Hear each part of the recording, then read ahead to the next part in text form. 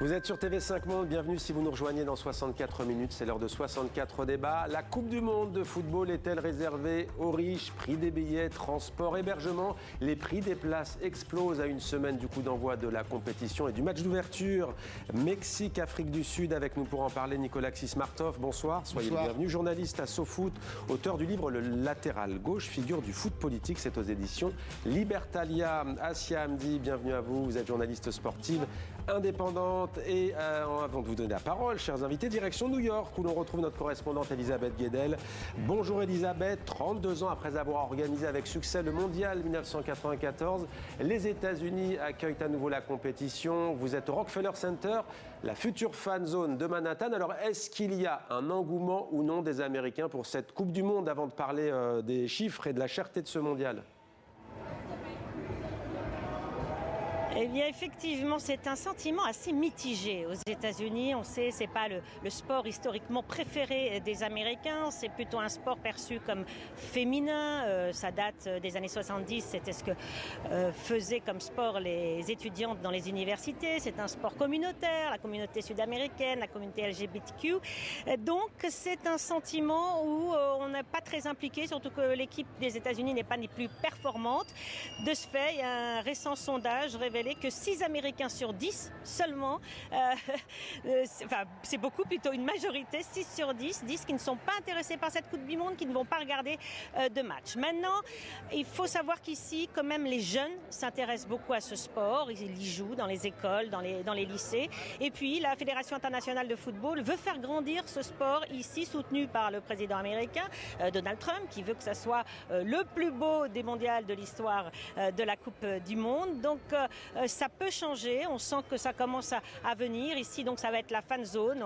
On voit une camionnette d'un célèbre fabricant de vignettes autocollantes sportives qui fait le plein, là. Ça commence à venir. Donc, ça peut monter petit à petit en fonction de l'intensité de la compétition. Surtout que, Mohamed, il faut savoir que les Américains, c'est un sport après l'autre. On est vraiment dans les finales de la NBA, du basketball, avec la victoire des Knicks hier soir, premier match de ces finales. Donc, après, on va passer sûrement au football et en fonction des performances, eh bien, ça risque de grandir dans les bars, dans les restaurants. Il va y avoir beaucoup de diffusion de ces matchs en direct.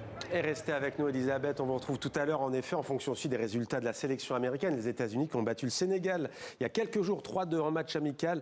Le soccer, comme on l'appelle aux États-Unis, Nicolas Martov, après la dimension un petit peu, l'atmosphère, l'ambiance, est-ce qu'on peut dire que cette Coupe du Monde, c'est la plus chère de l'histoire ? Faut savoir pour qui. Alors la plus chère en termes de coût de fabrication, non, c'est le Qatar. Je pense qu'ils ont explosé du point de vue tous les scores et ce sera dur de les rattraper, comme d'ailleurs avait été les JO olympiques d'hiver à Sochi, qui ont été également de ce point de vue-là. Mais pour les supporters et les amoureux de football. Mais alors, justement, c'est là où on arrive sur la question. D'abord, la vie est très chère aux États-Unis pour tous ceux qui ont pu se rendre en vacances. Comme c'est vu mon cas, ça coûte un bras, même à New York, surtout à New York. Et il y a une autre problématique, c'est que pour la peine, le coût des billets, le coût des voyages, le coût des transports sont montés en flèche. Il faut savoir aussi, il faut comprendre presque les villes américaines, les organisateurs, ce qu'il faut rentabiliser ces événements, ces matchs qui coûtent très cher. Et la FIFA n'est pas très généreuse, en tout cas envers les municipalités et les partenaires publics. Elle a plutôt tendance à récompenser les fédérations et ses partenaires commerciaux. Donc on est dans cette perspective d'une coupe qui risque d'exploser les scores, notamment, et pour l'instant, en tout cas, sur les prix des billets, mais ça ne marche pas très bien, apparemment. Alors, justement, puisque vous parlez des prix des billets, pourtant, il y avait eu une promesse d'un billet à $21. On va regarder quelques chiffres. Billet les moins chers, alors qu'il est $60. Pour la finale, ça irait de $2 000 à $8 680. Et on ne parle pas du marché noir que l'on va évoquer. C'est l'association Football Supporters Europe FSE qui nous donne ces chiffres. Asia Hamdi, je me tourne vers vous. Comment expliquer ce coût pour les supporters? On vient de parler de la vie chère en général aux États-Unis, mais tout de même sur le plan purement des billets. C'est comme l'a dit mon collègue Nicolas, c'est vrai que sur le plan des billets, on a une hausse qui est assez folle. On atteint pour la finale, je crois qu'on n'est pas loin des $10 000. Il y avait eu dans le dossier de candidature en 2018 justement ce tarif de 20 euros qui avait été annoncé. On a vu que ça avait vite monté et l'association des supporters européens a d'ailleurs intenté, a porté une action en justice devant la Commission européenne. Pardonnez-moi, Siamdi, ces chiffres, en fait, on parle des matchs qui vont jouer sur le sol américain ou c'est pareil au Canada et au Mexique? Alors, visiblement, il y a une différence avec le Canada et le Mexique. Ouais. Mais moi, je voulais aussi insister sur le fait que quand on parle de coûts, il y a les billets qui sont concernés, mais il y a aussi tout ce qu'il y a autour. La question des transports. On sait que les États-Unis sont un pays vaste, donc pouvoir se déplacer déjà pour les supporters, c'est compliqué. Et les stades ne sont pas dans les centres-villes en général. Voilà, exactement. J'y revenais justement. Sur la question aussi du trajet entre le centre-ville et le stade, il y a une hausse qui a été constatée. Le billet, par exemple, pour le MetLife Stadium à New York, on était autour de 12-13 euros. Et là, on est passé à 150. De $12 à 150 $. Pardon, oui, ouais. $12 à 150 $. Et voilà, et ça a été aussi constaté à Boston. Et la justification qu'on a eue sur place, c'était il fallait sécuriser le réseau. Voilà, donc mais on peut avoir aussi des risques du côté des supporters de surendettement, de supporters qui se mettent en difficulté, obligés d'hypothéquer pour pouvoir se payer ce rêve américain. Et ne parlons pas de ceux qui vont devoir se déplacer. Il y a soit le visa, 185 $ pour ceux qui n'ont pas le fameux passage, comment on l'appelle, le nom m'échappe. Le pass FIFA. Ouais, le pass FIFA, c'est 185 $ le visa quand même. Pour ceux qui peuvent rentrer sur le territoire américain, déjà, il y a un certain nombre de délégations et de pays qui n'ont pas le droit. Je pense à Haïti, qui est très proche. On pense à, évidemment, l'Iran, parce que même l'équipe, pour l'instant, ne sait même pas si elle pourra jouer sur place. C'est l'ESTA, pardon, que je cherchais, le système électronique d'autorisation de voyage. l'ESTA. Et donc voilà, il y a beaucoup de pays qui ne peuvent pas envoyer de supporters. Alors il y a des communautés qui sont sur place, mais vu la situation de l'immigration en ce moment aux États-Unis et la répression de l'ICE, beaucoup de ces minorités, notamment je pense aux Sénégalais, aux Haïtiens, ont peut-être des scrupules à se rendre au stade. Et il y a également d'autres pays qui devront laisser apparemment des espèces de cautions qui peuvent monter jusqu'à 12 000, 15 000 $ pour pouvoir accéder au territoire américain, qui leur serait rendu quand ils en partiraient, mais quand même. Donc il y a déjà le coût du billet d'avion qui vont exploser comme à chaque fois qu'il y a une Coupe du Monde. Il y a le coût donc de la vie sur place. Moi je répète, la vie coûte très cher, ne serait-ce que pour se nourrir et pour se loger. Les transports, donc tu as expliqué qu'un grand nombre de villes et de systèmes de transport public ont augmenté les tarifs pour essayer de rentabiliser un peu l'avenue des supporters, sachant que le tourisme aux États-Unis est en baisse, pour des raisons que je n'ai pas besoin d'expliquer. Donc on est dans une configuration qui est extrêmement tendu, surtout que les supporters de foot ne sont pas, contrairement à ce que les Américains, le même profil que ceux qui vont assister au match de NBA ou qui vont assister au match de baseball ou au match de football américain. Le supporter de football n'a pas l'idée en soi, n'a pas la conception en soi, souvent ce qui vient d'Europe ou d'autres continents, qu'il est prêt à claquer 3 000, 4 000, 5 000 $ pour voir une finale de football américain. Prix moyen d'un billet pour la finale de cette Coupe du Monde, 590 jours de salaire pour un Ghanéen, un supporter ghanéen par exemple, 590 jours. Alors tout de même, on va donner la parole à un certain Gianni Infantino, le patron de la FIFA, le président de la Fédération internationale de football. Que nous dit-il? Vous avez notamment aux États-Unis quelque chose qui s'appelle la tarification dynamique, ce qui fait que les prix augmentent ou diminuent.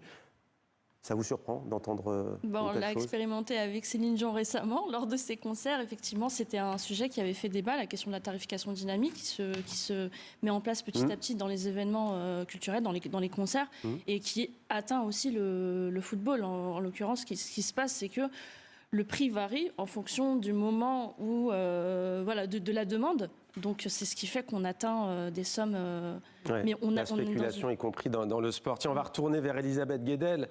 Elisabeth, peut-être tout à l'heure pour lui poser la question de savoir si effectivement ça faisait débat aux États-Unis. Tiens, on parlait de la FIFA. Vous avez évoqué cette action en justice.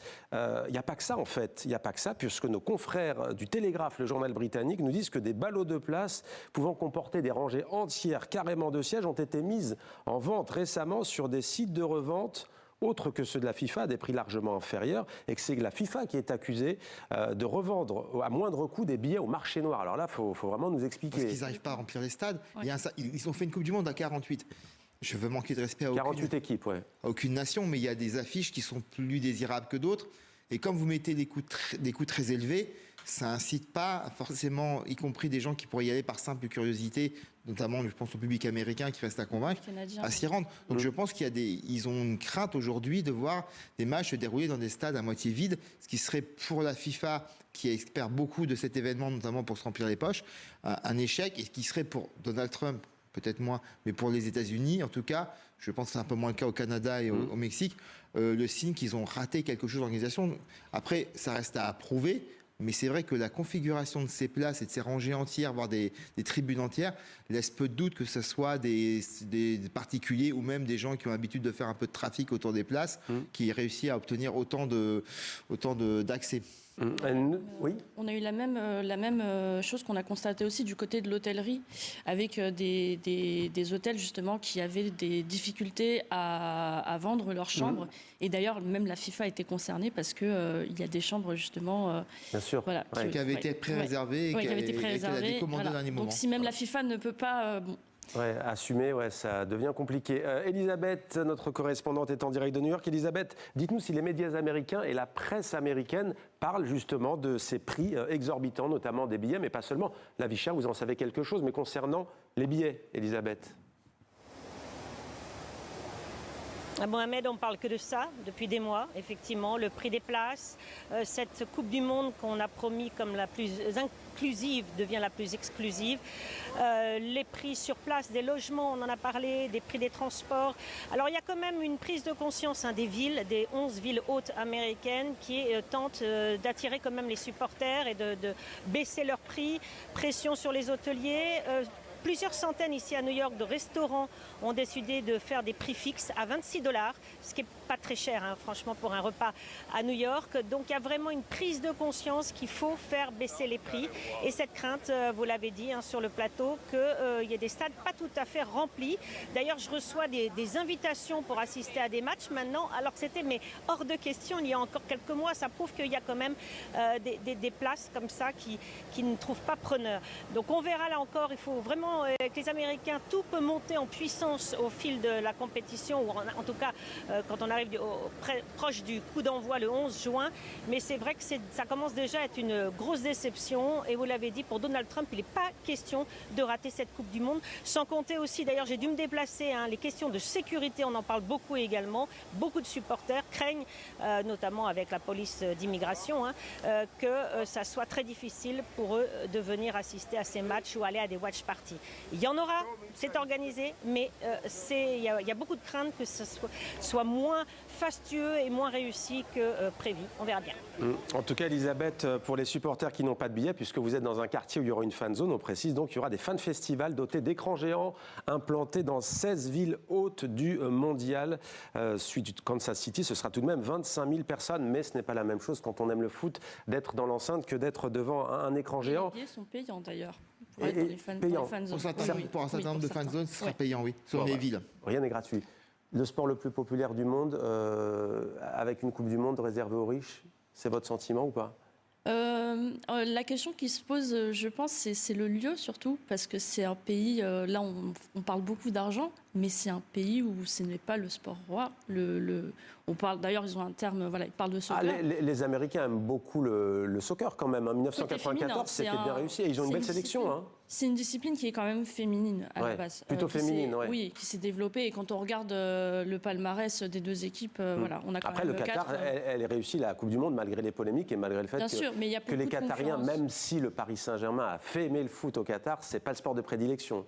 Aux États-Unis, il y a beaucoup de concurrence entre les sports, et je pense que le football ou le soccer n'arrive pas à la cheville du baseball, du basket, et donc, du football américain. Si vous le dites, c'est que ça risque que même les locaux sont moins intéressés, et qu'en fait, si on n'a pas justement les supporters qui se déplacent, je suis pas certaine que les supporters, on va dire les curieux, soient prêts à débourser $800. Après, à chaque fois, on dit ça, mais je suis persuadé, sincèrement, on peut prendre les paris, cher Nicolas, que les stades seront pleins à craquer aux États-Unis, au Mexique et au Canada.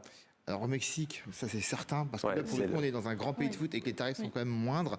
Pour ce qui est du Canada, je ne sais pas trop, parce que là... C'est pas non plus le sport de prédilection. C'est pas le sport de prédilection, mais c'est beaucoup plus facile d'y accéder, d'y aller, et c'est un peu moins cher. S'ils sont pleins parce qu'on solde des places au dernier moment, parce qu'on a vécu ça aussi, y compris au Qatar, pour tout dire, et on avait vécu ça en Russie également. Si on solde des places au dernier moment, qu'on les distribue massivement, oui, vous remplissez n'importe quoi.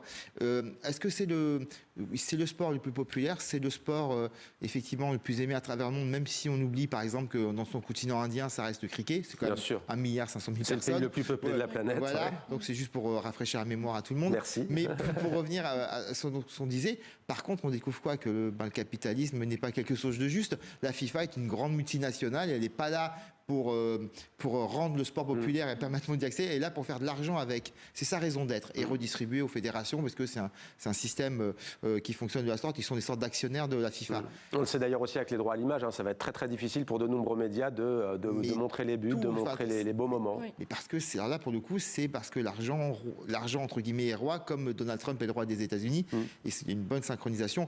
Les phrases d'Infantino, mais qu'est-ce que vous voulez? Qu'est-ce qu'on vous parlait de cet homme-là? Il a expliqué que la Coupe du Monde qui s'était roulée en Russie était la plus grande Coupe du Monde de l'histoire. Après, ça a été le Qatar qui a été la plus grande Coupe du Monde. Il dira la même chose. Il a inventé un prix de la paix pour un homme qui, aujourd'hui, nous a mis dans une situation qu'on connaît au Moyen-Orient. Non, je répète, on découvre que le capitalisme n'est pas un système juste à travers cette Coupe du Monde. C'est assez fascinant. Et après l'économie et ce coût de cette Coupe du Monde, allez, un pronostic rapide à tous les deux. Nicolas Xismartov, Assia Hamdi, qui va gagner cette Coupe du Monde? C'est compliqué de se mouiller là-dessus. Je dirais l'équipe de France, mais... l'équipe de France, c'est... L'équipe de France, mais j'aimerais bien une surprise qui vienne en dehors d'Europe et d'Amérique du Sud, comme on avait vécu avec le Maroc. Allez, ou pourquoi pas d'Afrique. On aimerait, merci beaucoup. Mais tout est fait pour que ça n'arrive pas. Ça, ce sera un autre débat, en tous les cas, vous l'avez lancé. Pour 2030. Merci beaucoup à tous les deux de nous avoir permis d'y voir un peu plus clair sur ce mondial qui commence dans une semaine tout juste.